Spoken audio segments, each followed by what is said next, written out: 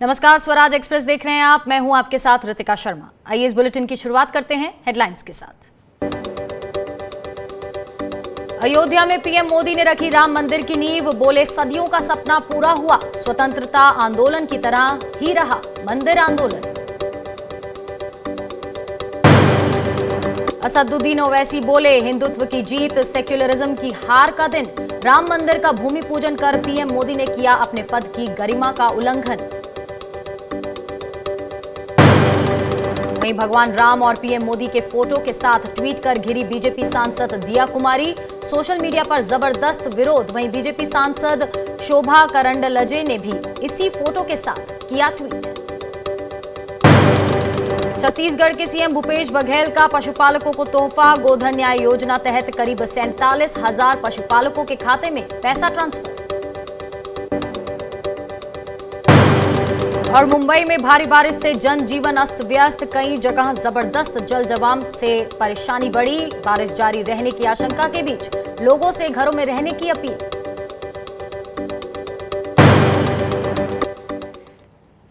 तो अयोध्या में दिवाली जैसा माहौल है। राम मंदिर का भूमि पूजन हो गया है और इससे पहले तय कार्यक्रम के मुताबिक पीएम मोदी ने अयोध्या में राम मंदिर का भूमि पूजन किया। पीएम मोदी ने हनुमानगढ़ी के दर्शन भी किए और राम मंदिर के भूमि पूजन के मौके पर डाक टिकट भी जारी किया। अयोध्या में जितनी देर पीएम मोदी रहे, राम भक्ति में डूबे नजर आए। पीएम मोदी ने हर श्रृंगार का पौधा भी लगाया और रामलला को साष्टांग प्रणाम भी किए। पीएम मोदी ने भूमि पूजन के कार्यक्रम के बाद जनमानस को संबोधित भी किया। पीएम मोदी ने कहा कि भारत एक न्यायप्रिय देश है और अयोध्या पर सुप्रीम कोर्ट के फैसले को देश की जनता ने जिस तरह माना वो एक मिसाल है। पीएम मोदी ने यह भी कहा कि मंदिर बनने के बाद अयोध्या की तस्वीर ही बदल जाएगी। आज पूरे दिन का विवरण इन 6 तस्वीरों में।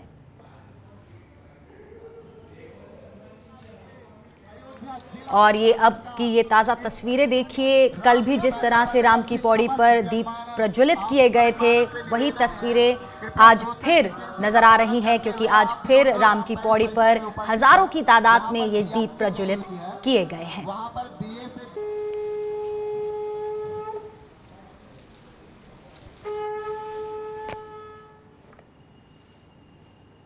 15 अगस्त का दिन उस अथाह तप का, लाखों बलिदानों का प्रतीक है। राम मंदिर के लिए कई कई सदियों तक, कई कई पीढ़ियों ने अखंड, अविरत, एक निष्ठ प्रयास किया है। आज का ये दिन उसी तप, त्याग और संकल्प का प्रतीक है। मंदिर के बनने के बाद अयोध्या की सिर्फ भव्यता ही नहीं बढ़ेगी, इस क्षेत्र का पूरा अर्थतंत्र भी बदल जाएगा। यहां हर क्षेत्र में नए अवसर बनेंगे, हर क्षेत्र में अवसर बढ़ेंगे। वहीं पीएम मोदी ने राम मंदिर में भूमि पूजन कर दिया है, लेकिन विपक्ष को इस पर ऐतराज है। एआईएमआईएम अध्यक्ष असदुद्दीन ओवैसी ने इसे हिंदू राष्ट्र की नींव बताया है। ऐसे थे प्रधानमंत्री नरेंद्र मोदी आज भूमि पूजन में जाकर जो उन्होंने वहां पर वो जो चांदी का पत्थर रखा, उन्होंने एक हिंदू राष्ट्र की बुनियाद आज वहां पर डाली है। और वहीं कांग्रेस नेता और पूर्व केंद्रीय मंत्री सलमान खुर्शीद ने भी पीएम मोदी के भूमि पूजन के मुद्दे पर अपने अंदाज में सवाल खड़े किए हैं। के तहत प्रधानमंत्री के पद की गरिमा को मानते हुए इस बात को वो कहें कि जहां एक तरफ भव्य राम मंदिर बन रहा है, वहां उसी से कुछ दूरी पर एक मस्जिद बनेगी और अब किसी को इस देश में कोई कुंठा नहीं होनी चाहिए, किसी को कोई शिकायत इस देश में नहीं होनी चाहिए। वो प्रधानमंत्री सब लोगों के हैं, भगवान सबके भगवान होते हैं और प्रधानमंत्री सबका प्रधानमंत्री होता है। और वहीं राम मंदिर का भूमि पूजन हो गया है और राहुल गांधी ने भी एक ट्वीट किया है। राहुल गांधी ने लिखा कि मर्यादा पुरुषोत्तम भगवान राम सर्वोत्तम मानवीय गुणों का स्वरूप हैं। वे हमारे मन की गहराइयों में बसी मानवता की मूल भावना है। राम प्रेम है, वे कभी घृणा में प्रकट नहीं हो सकते। राम करुणा है, वे कभी क्रूरता में प्रकट नहीं हो सकते। और राम न्याय है, वे कभी अन्याय में प्रकट नहीं हो सकते। और वहीं पश्चिम बंगाल की मुख्यमंत्री ममता बनर्जी ने अयोध्या में राम मंदिर की आधारशिला रखे जाने के मौके पर विविधता में एकता की अपील की। उन्होंने ट्वीट किया है और लिखा कि हिंदू, मुस्लिम, सिख, ईसाई आपस में है भाई भाई। मेरा भारत महान, महान हमारा हिंदुस्तान। हमारे देश को विविधता में एकता की सदियों पुरानी विरासत को सदैव बरकरार रखना चाहिए और हमें अंतिम सांस तक इसकी रक्षा करनी चाहिए। वहीं दिल्ली के मुख्यमंत्री अरविंद केजरीवाल ने अयोध्या में राम मंदिर भूमि पूजन को लेकर बुधवार को देशवासियों को बधाई दी। केजरीवाल ने ट्वीट किया और कहा कि भूमि पूजन के मौके पर पूरे देश को बधाई। भगवान राम का आशीर्वाद हम पर बना रहे। उनके आशीर्वाद से हमारे देश को भूखमरी, अशिक्षा और गरीबी से मुक्ति मिले और भारत दुनिया का सबसे शक्तिशाली राष्ट्र बने। आने वाले समय में भारत दुनिया को दिशा दे। जय श्री राम, जय बजरंगबली। और वहीं छत्तीसगढ़ के सीएम भूपेश बघेल ने भी अयोध्या में राम मंदिर के भूमि पूजन को लेकर ट्वीट किया है। भूपेश बघेल ने अपने ट्वीट में लिखा है कि भगवान राम की जन्मभूमि को कर्मभूमि छत्तीसगढ़ की ओर से सादर प्रणाम। राम सबका भला करें, हमें पुरुषोत्तम के आदर्शों का पालन करने की शक्ति दे। बढ़ते आगे, बीजेपी सांसद दिया कुमारी के एक ट्वीट का सोशल मीडिया पर जबरदस्त विरोध हो रहा है। दिया कुमारी ने आज सुबह 10:45 पर अयोध्या में भगवान श्री राम की भूमि पूजन से कुछ ही देर पहले एक ट्वीट किया। ट्वीट के साथ दिया कुमारी ने एक फोटो भी पोस्ट की और इस फोटो में भगवान श्री राम छोटे और नरेंद्र मोदी बड़े नजर आ रहे हैं। ऐसे में ट्विटर पर सैकड़ों लोग उन्हें उनके रवैये पर ऐतराज जता रहे हैं, उनकी ट्वीट पर ऐतराज जता रहे हैं और कमेंट कर रहे हैं। और इतना ही नहीं, कर्नाटक की बीजेपी नेता और लोकसभा सांसद शोभा करंडलजे ने भी वही तस्वीर और वही कैप्शन ट्वीट किया है जो दिया कुमारी ने किया। शोभा करंडलजे कर्नाटक बीजेपी की महासचिव हैं और मुख्यमंत्री येदियुरप्पा की बेहद करीबी मानी जाती हैं। और वहीं इसी बीच बीजेपी सांसद शोभा करंडलजे और दिया कुमारी के ट्वीट पर कांग्रेस नेता शशि थरूर ने अपने ट्वीट में लिखा, ना प्रेम सीखा है, ना त्याग सीखा है, ना करुणा सीखी है, ना अनुराग सीखा है। खुद को राम से बड़ा दिखाकर खुश होने वाले तुमने श्री रामचरितमानस का कौन सा भाग सीखा है। वहीं अयोध्या में राम मंदिर भूमि पूजन को सरकारी आयोजन में तब्दील करने और उत्तर प्रदेश के साथ केंद्र सरकार की खुल्लम खुल्ला भागीदारी के खिलाफ आज भाकपा माले ने देशव्यापी प्रतिवाद किया। माले कार्यकर्ताओं ने इसे काला दिवस बताते हुए पटना समेत तमाम जिला मुख्यालयों पर तख्ती बैनर लिए जन प्रतिवाद दर्ज किया। पटना के माले राज्य कार्यालय में राज्य सचिव कुणाल और माले विधायक दल के नेता महबूब आलम की अगुवाई में प्रतिवाद प्रदर्शन किया गया और पटना के आशियाना, दीघा और पटना सिटी में भी विरोध प्रदर्शन किए गए। CPI-ML के राज्य सचिव कुणाल ने कहा कि राम के नाम पर बहुसंख्यक की आक्रामकता का अयोध्या में राजकीय प्रदर्शन धर्म व राजनीति के घालमेल को और संविधान के धर्मनिरपेक्ष चरित्र पर सोचा समझा हमला है। बढ़ते आगे, राजस्थान में सियासी संकट के बीच बसपा विधायकों के कांग्रेस में विलय के मामले में बुधवार को हाई कोर्ट में सुनवाई के बाद विधानसभा स्पीकर को नोटिस जारी किया गया है। हाई कोर्ट ने स्पीकर को गुरुवार को सुबह तक जवाब देने के निर्देश दिए हैं और अब गुरुवार को सुबह 10:30 बजे फिर से इस पर सुनवाई होगी। हाई कोर्ट में इस मामले में बसपा और बीजेपी विधायक मदन दिलावर की ओर से दायर अपील पर मुख्य न्यायाधीश इंद्रजीत महांती और जस्टिस प्रकाश गुप्ता की बेंच ने सुनवाई की और इस मामले में बसपा और दिलावर दोनों ने एकल पीठ के फैसले को चुनौती दे रखी थी। और पहले आपको बता दें कि एकल पीठ ने इस मामले में सुनवाई के बाद 30 जुलाई को नोटिस जारी किए थे, लेकिन विलय के फैसले पर स्टे देने से इनकार कर दिया था। वहीं बीजेपी विधायक मदन दिलावर के वकील ने हाईकोर्ट के नोटिस पर क्या कुछ कहा है, आइए सुनते हैं।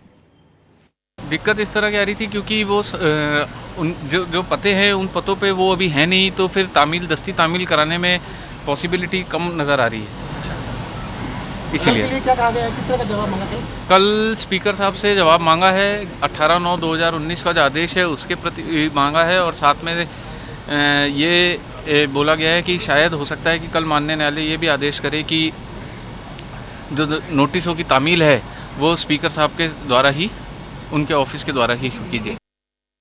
रुक करते हैं एक अहम खबर का। सुशांत सिंह राजपूत की मौत की गुत्थी अब सीबीआई सुलझाएगी। केंद्र सरकार ने बुधवार को यह मामला सीबीआई को सौंप दिया है और इसकी जानकारी सुप्रीम कोर्ट को भी दे दी गई है। और इसके पहले बिहार सरकार ने सीबीआई जांच की सिफारिश केंद्र से की थी। माना जा रहा है कि जल्द ही सीबीआई इस मामले में नई एफआईआर दर्ज कर तहकीकात शुरू कर सकती है। सीबीआई सुशांत सिंह राजपूत की मौत की जांच कई बिंदुओं पर कर सकती है और जानकारों के मुताबिक सबसे पहले सुशांत की मौत आत्महत्या है या हत्या। यदि उसने आत्महत्या की तो इसकी वजह क्या है? क्या इसके पीछे कोई सिंडिकेट था जिसने सुशांत को इस कदर परेशान कर दिया कि उनसे आत्महत्या कर ली, और या फिर उसके साथ रहने वाले कुछ लोगों ने साजिश के तहत उसे आत्महत्या करने को विवश कर दिया? सुशांत की करीबी महिला मित्र रिया चक्रवर्ती का पूरे घटनाक्रम में क्या रोल है और इस आत्महत्या से किसे फायदा हो सकता है और उसके बैंक खाते से ट्रांसफर किए गए पैसे का क्या हुआ? इन सभी सवालों का जवाब बहुत जल्द शायद मिल सकता है। चलिए बुलेटिन में यहां रुकेंगे एक छोटे से ब्रेक के लिए। आप बने रहिए हमारे साथ।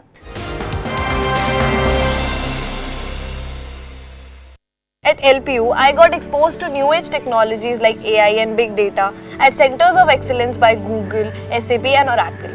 These learnings helped me to get a job with Microsoft at a package of rupees 42 lakh. Think big, lovely professional university. क्या खत्म हो जाएगी एमएसपी? किसान तो कर्जे में जा रहा है, किसान को कुछ भी नहीं बच रहा है। क्या कभी हो पाएगी किसानों की आय दोगुनी? क्यों किसानों से बड़े हैं कॉर्पोरेट के मुद्दे?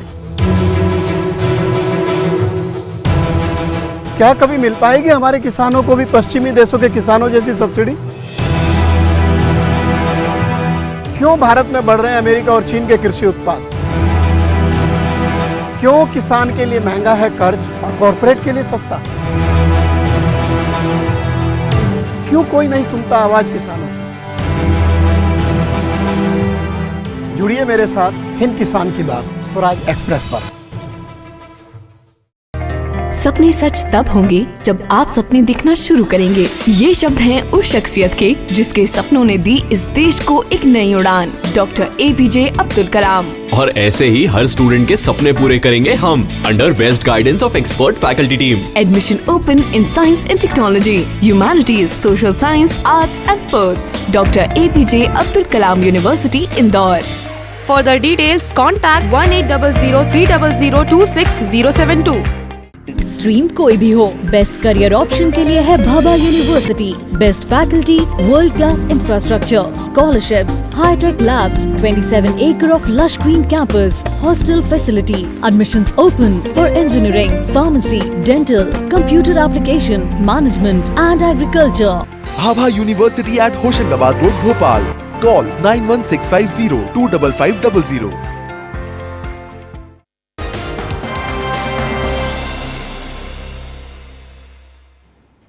ब्रेक के बाद बात करते हैं पंजाब की, जहां जहरीली शराब से 100 से ज्यादा लोगों की जान अब तक चली गई है। सीएम कैप्टन अमरिंदर सिंह ने डीजीपी को आदेश दिए हैं। आरोपियों पर धारा 302 तहत मामला दर्ज किया जाएगा। पिछले सप्ताह आपको बता दें बुधवार शाम से जारी इस त्रासदी में अब तक तरनतारन जिले में सबसे अधिक 80 लोगों की जान गई है। वहीं गुरदासपुर के बटाला में 13 और अमृतसर में 12 लोगों की जान अब तक गई है।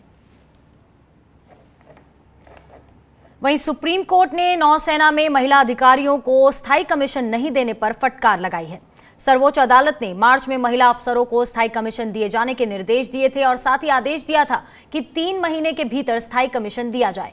सुप्रीम कोर्ट ने कहा कि भारत सरकार को एक मॉडल नियोक्ता होना चाहिए और साथ ही 6 महिला नौसेना अधिकारियों को कार्य मुक्त करने पर भी यहां रोक लगाई है। इन अधिकारियों को 6 अगस्त को कार्य मुक्त किया जाना था और उससे पहले अदालत का आज ये निर्णय आया है।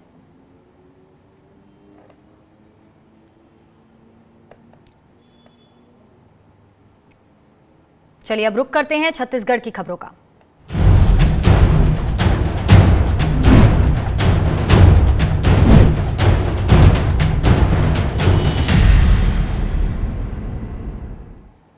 छत्तीसगढ़ के सीएम भूपेश बघेल ने गोधन न्याय योजना के अंतर्गत करीब 47,000 पशुपालकों के बैंक खाते में 1 करोड़ 65 लाख रुपए ट्रांसफर किए हैं।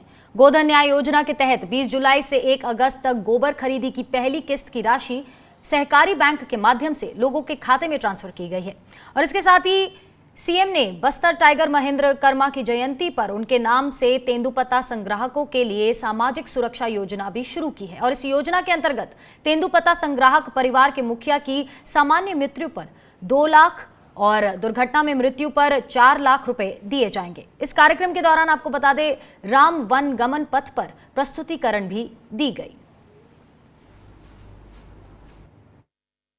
गोधन न्याय योजना एक ऐसी योजना जिसे एक कार्यक्रम के माध्यम से कितने ही, जैसे कहते हैं ना कि एक तीर से कई निशाने, ये एक योजना से आम के आम और गुठली के दाम, तो ये गोबर खरीदने से कितने लाभ हो रहे हैं। जहां गोबर खरीदी होगी, लोगों के आय में वृद्धि होगी, वहीं पशुओं को चारा मिलेगा, क्योंकि बिना चारा खाए गोबर दे ही नहीं सकता। इसलिए सभी जो पशुपालक हैं, गोपालक हैं, वो अपने मवेशी का ध्यान रखेंगे। और तीसरा फायदा ये है कि चरवाहे को बहुत कम पारिश्रमिक मिलता था, अब गोबर के विक्रय से गौठान के जो गोबर उनके खाते में जाएगा, उनके पैसे खाते में पैसा जाने से निश्चित रूप से जो चरवाहे हैं उनके इनकम में वृद्धि होगी।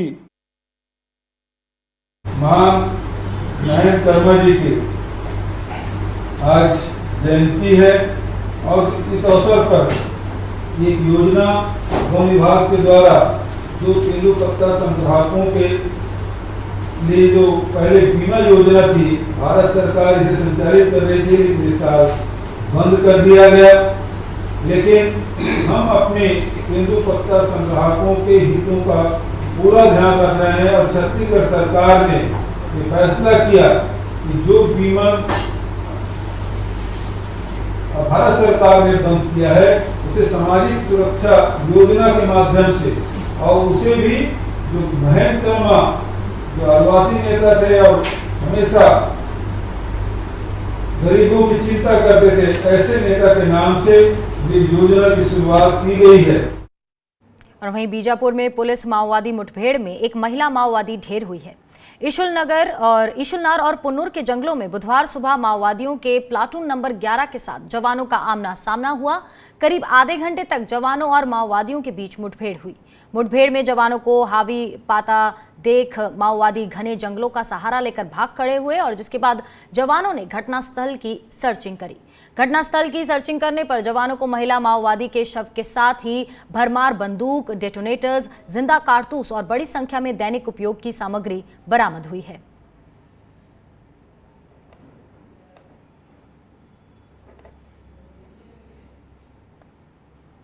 चलिए, छत्तीसगढ़ की खबरों में इतना ही।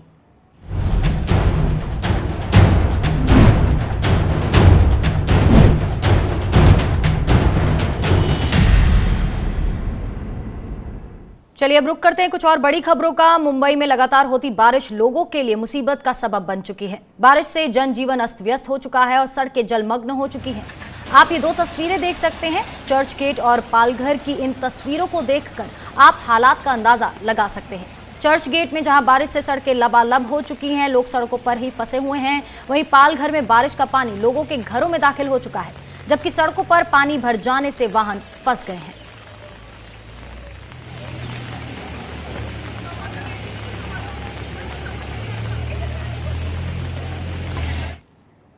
और वहीं बिहार के खगड़िया में मंगलवार देर शाम हुए एक नाव हादसे में अब तक लापता 9 लोगों के शव बरामद हुए हैं, जबकि 1 दर्जन से अधिक लोगों का कुछ पता नहीं चल सका है।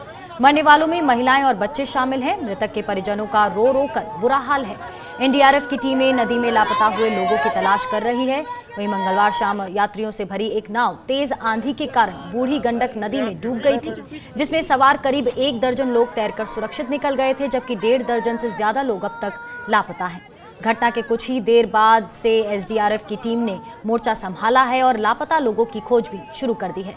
टीकापुर समेत कई गांव के करीब 25 से 30 लोग खगड़िया से नाव से गंडक नदी पार करके अपने अपने गांव जा रहे थे और इसी दौरान तेज आंधी में बीच नदी में नाव असंतुलित हो गई, जिसकी वजह से यह हादसा हुआ।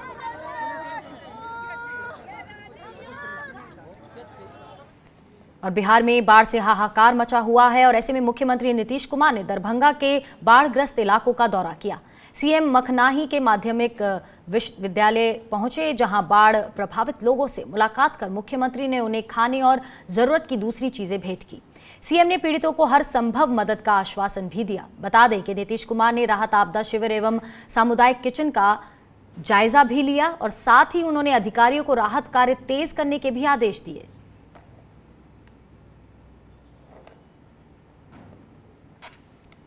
वहीं बिहार में ही कोरोना संक्रमण का दायरा भी बढ़ता जा रहा है। अब तक कोरोना से बचा सीआरपीएफ का बिहार सेक्टर मुख्यालय भी इसकी चपेट में अब आ गया है।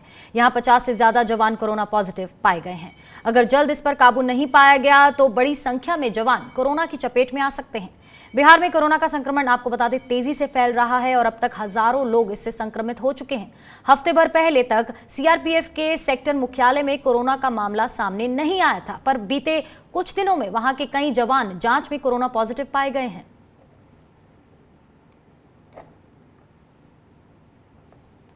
वहीं पंजाब सरकार ने अनलॉक 3 में जिम और योग सेंटर खोलने की इजाजत दे दी है, जिसके तहत आज पंजाब के चंडीगढ़ में जिम और योग सेंटर्स खुल गए हैं। हालांकि कंटेनमेंट जोन में आने वाले योगा सेंटर्स और जिम को अभी बंद रखा जाएगा। चंडीगढ़ में जिम और योगा सेंटर खुलने के साथ ही सावधानी भी बढ़ती जा रही है। क्रिकेटर युवराज सिंह के पिता पूर्व क्रिकेटर और अभिनेता योगराज सिंह का कहना है कि 4 महीने जिम बंद रहने के बाद बॉडी पर विपरीत असर पड़ा है। सरकार को जिम खोलने के आदेश पहले ही दे देने चाहिए थे।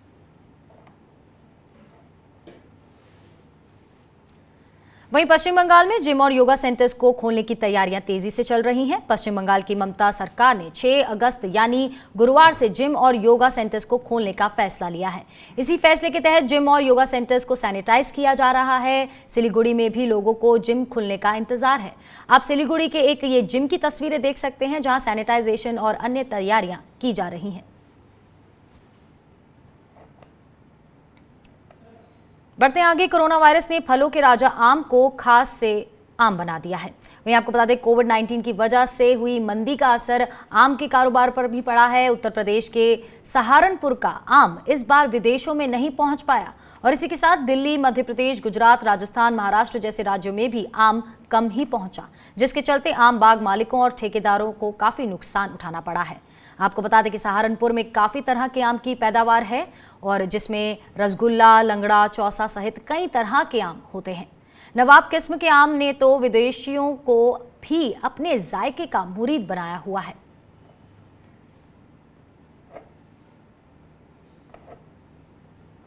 मंडी सहारनपुर का जो आम है वो तकरीबन देश की सभी बड़ी मंडियों में जाता है, क्योंकि सहारनपुर आम का एक बड़ा हब है और नवाब के नाम से एक ब्रांड यहाँ का विदेश में जो एक्सपोर्ट होता है, नवाब आम के नाम सहारनपुर का मशहूर है, वो भी ना के बराबर ही बाहर जा पाया है।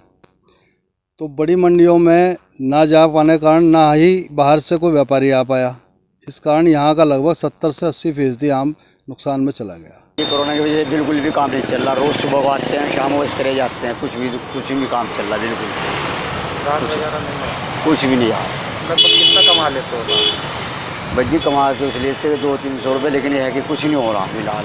कोरोना की वजह से माल बिक नहीं रहा बिल्कुल भी। चलिए यहाँ रुकेंगे एक छोटे से ब्रेक के लिए और लौटेंगे कुछ और अहम खबरों के साथ।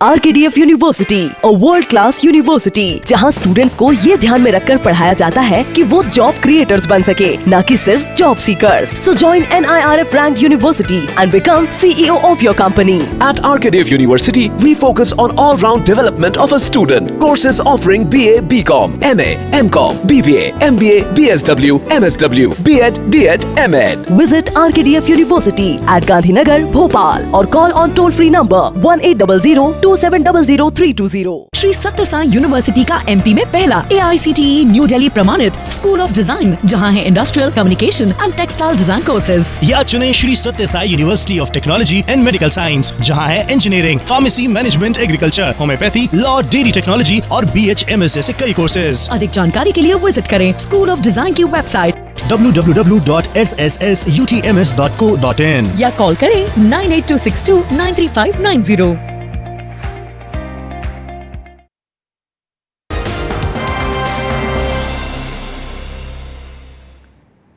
स्वागत है आपका ब्रेक के बाद। और मध्य प्रदेश के पन्ना के कोटा गुंजापुर में आजादी के 70 साल बाद भी हालात बहुत खराब हैं। करीब 400 परिवारों वाले इस गांव में ना तो बिजली की सुविधा है और ना ही सड़क पहुंची है। यहाँ के बच्चे लालटेन की रोशनी में पढ़ाई करते हैं। ग्रामीणों का कहना है कि वो अपनी मांग को लेकर अधिकारियों से लेकर नेताओं तक से मिल चुके हैं और उन्हें आश्वासन खूब मिले हैं, लेकिन उनकी मांगों पर कोई ध्यान नहीं दिया गया। उधर अधिकारियों का कहना है कि ये क्षेत्र पन्ना टाइगर रिजर्व के भीतर आता है, इसीलिए बिजली नहीं पहुंच पा रही है। यहाँ तो जीवन की लाने बड़ी दिक्कतें हैं और बड़ी मुसीबत में अपना जीवन पालते हैं। यहाँ कोई विकास भी नहीं है, इसे कि ना तो कोई निकास या ना लाइट वगैरह, ना बाल बच्चे पढ़ पाते, ना समय से स्कूल लग पाते, और बीमार भी हो गए तो बड़ी परेशानी में मुसीबत में पंचायत के पहुँच पाई थी।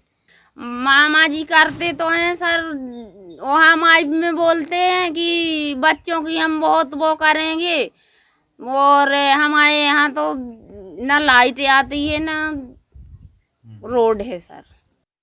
और वहीं पंजाब के तरनतारन से लाइव मर्डर का एक सनसनीखेज मामला सामने आया है। यहाँ एक पूर्व फौजी पर यूथ अकाली नेता की हत्या का आरोप लगा है। बताया जा रहा है कि पुरानी रंजिश के चलते जसबीर सिंह नाम के पूर्व फौजी ने बंदूक से यूथ अकाली नेता सुखचैन सिंह को गोली मार दी, जिससे उसकी मौत हो गई। इस सनसनीखेज हत्याकांड का लाइव वीडियो भी सामने आया है, जिसमें जसबीर सिंह छत के ऊपर से खड़े होकर गोली चलाते हुए दिख रहा है। फिलहाल पुलिस ने जसबीर सिंह समेत 7 लोगों के खिलाफ हत्या का केस दर्ज कर दिया है।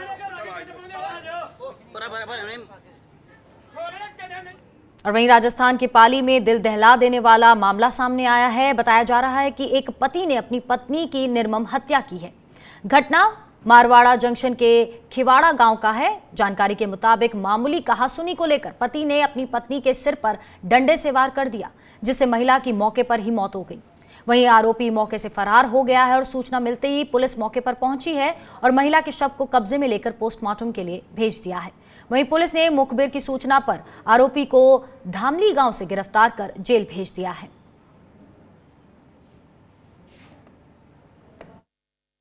पति पत्नी दोनों में आपस में पारिवारिक विवाद और आपस में आए दिन झगड़ा करते थे। इस बात को लेकर दिनांक 4 तारीख को कल रात को वराराम ने करीब 10 बजे अपनी पत्नी को लठ से सिर पर वार किया और वार करके वहाँ से भाग गया। सुबह जब बच्चे उठे, बच्चों ने आपस में पड़ोसी को बताया और सुबह उसकी पत्नी की मृत्यु हो चुकी थी। उसके परिवारजनों को रिपोर्ट पर मुकदमा दर्ज कर लिए गए। बात जैसलमेर की, जहां लोगों का रेत के बवंडर से सामना हुआ। अचानक उठे धूल के बवंडर ने लोगों के होश उड़ा दिए।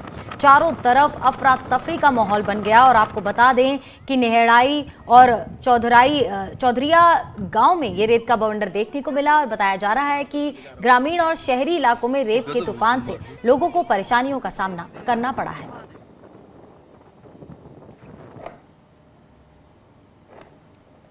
बढ़ते आगे, लेबनान की राजधानी बैरूत में मंगलवार को हुए भीषण विस्फोट में अब तक कम से कम 100 लोग मारे गए हैं और 3700 से ज्यादा लोग घायल हो गए हैं। देश के स्वास्थ्य मंत्री अहमद हसन ने इस भीषण हादसे को देश के लिए आपदा करार दिया है और आशंका जताई है कि मरने वालों की तादाद काफी ज्यादा बढ़ सकती है। राजधानी बैरूत में ये धमाका तट के पास खड़े एक जहाज में हुआ जो अमोनियम नाइट्रेट से भरा हुआ था। धमाका इतना भीषण था कि 10 किलोमीटर के दायरे में मौजूद घरों को नुकसान पहुंचा है। धमाके से कारें 3 मंजिल तक उछल गई, बिल्डिंग्स एक पल में धराशायी हो गई। स्वास्थ्य मंत्री हसन ने कहा कि बैरूत पोर्ट के एक वेयरहाउस में हुए विस्फोट में इतने ज्यादा लोग हताहत हुए हैं कि शहर के सारे अस्पताल भर गए हैं। इस विस्फोट में जो लोग मारे गए हैं उनमें कतीब पार्टी के महासचिव निजार नजरियान भी शामिल हैं। चलिए, इसी के साथ इस बुलेटिन में इतना ही। आप बने रहिए स्वराज एक्सप्रेस के साथ। नमस्कार।